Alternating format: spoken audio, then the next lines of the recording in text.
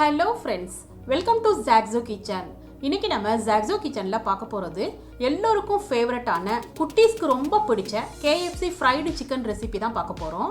இந்த fried chicken-ஐ KFCல சாப்பிடுற மாதிரியே 100% crust-ஓட அதாவது மொறுமொறுன்னு அதே டேஸ்ட்ல அதே கிறிஸ்பியோட ஹெல்த்தியா நம்ம வீட்லயே செஞ்சிடலாம். இந்த KFC style fried chicken உள்ள நல்ல ஜூசியாவும் வெளியே நல்ல கிறிஸ்பியாவும் இருக்கும்.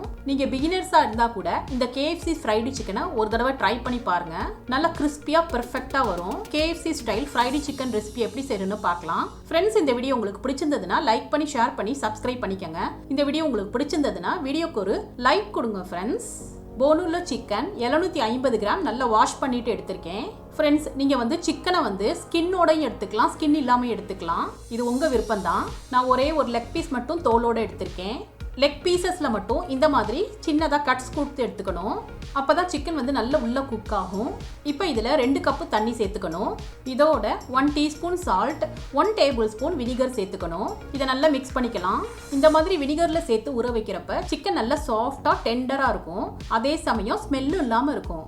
இதை கவர் பண்ணிட்டு 1/2 hour to 1 hour நம்ம சோக் பண்ணி வச்சிடலாம்.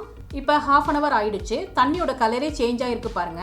இப்போ இதுல உள்ள தண்ணியெல்லாம் நல்லா வடிச்சிட்டு சிக்கனை தனியா எடுத்து ஒரு பிளேட்ல வச்சுக்கிறேன். சிக்கன் பார்க்கறதுக்கே நல்ல ஒயிட்டா இருக்கு. இப்போ சிக்கனை மேரினேட் பண்ணிடலாம்.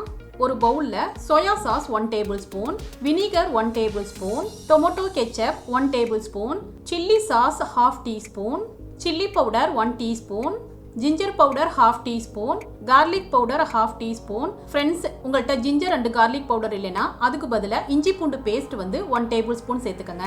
Pepper powder 1/2 teaspoon, salt 1/2 teaspoon சேர்த்துட்டு இது நல்லா கலந்துக்கணும். இப்போ இதில் சிக்கன் பீசஸை சேர்த்துக்கலாம். சிக்கனில் நல்ல மசாலா கோட் ஆகிற அளவுக்கு நல்லா கலந்துக்கணும். இப்போ லாஸ்ட்டாக இதில் 1/2 கப்பு பால் சேர்த்துக்கிறேன். நல்லா கலந்துக்கணும்.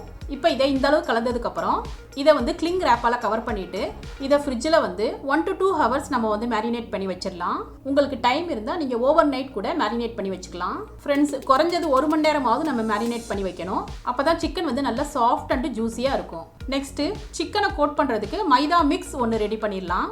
ஒரு பவுலில் 2 கப் மைதா மாவு சேர்த்துக்கிறேன். இது கூடவே 1/2 கப்பு கார்ன்ஃப்ளவர் சேர்த்துக்கணும்.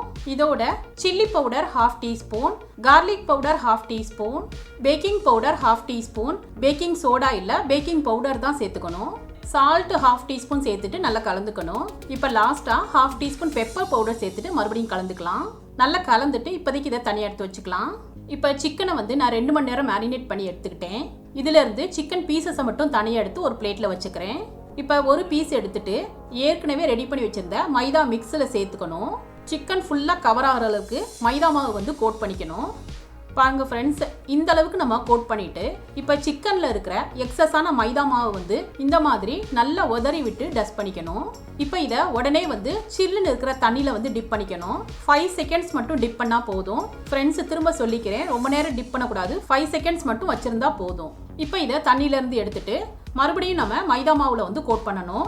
இப்போ கோட் பண்ணுறப்ப ரொம்ப அழுத்திடாம உள்ளங்கைகளில் வச்சுட்டு சுற்றி சுற்றி விட்டு லைட்டாக ப்ரெஸ் பண்ணி கோட் பண்ணிக்கணும். ஃப்ரெண்ட்ஸ் ரொம்ப அழுத்தி கோட் பண்ணிடக்கூடாது. அப்படி நம்ம சிக்கனை ரொம்ப அழுத்தி கோட் பண்ணிட்டோம்னா சிக்கன் ஹார்ட் ஆயிரும், சாஃப்டாக இருக்காது. இப்போ இதை இந்த மாதிரி கோட் பண்ணதுக்கப்புறம் சிக்கனில் உள்ள எக்ஸஸ் மைதா மாவெல்லாம் இந்த மாதிரி உதுத்து விட்டுக்கணும்.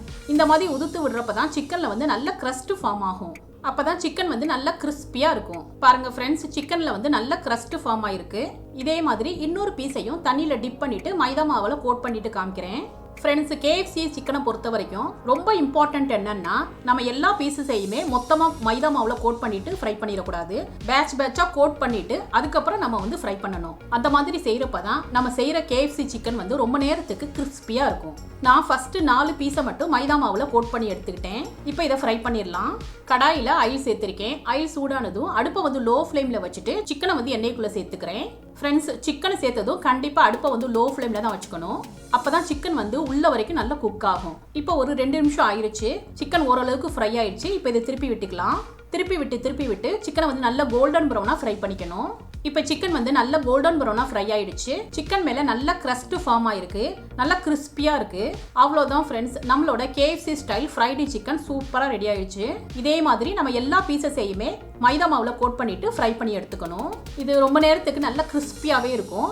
கண்டிப்பாக ஒரு தடவை ட்ரை பண்ணி பாருங்க ஃப்ரெண்ட்ஸ். இந்த டேஸ்டியான KFC style fried chicken recipe உங்களுக்கு பிடிச்சிருந்ததுன்னா நீங்கள் ட்ரை பண்ணி உங்கள் எக்ஸ்பீரியன்ஸை கமெண்ட்டில் ஷேர் பண்ணுங்கள். சுவையான சமையல், சுகமான வாழ்வு. தேங்க்யூ.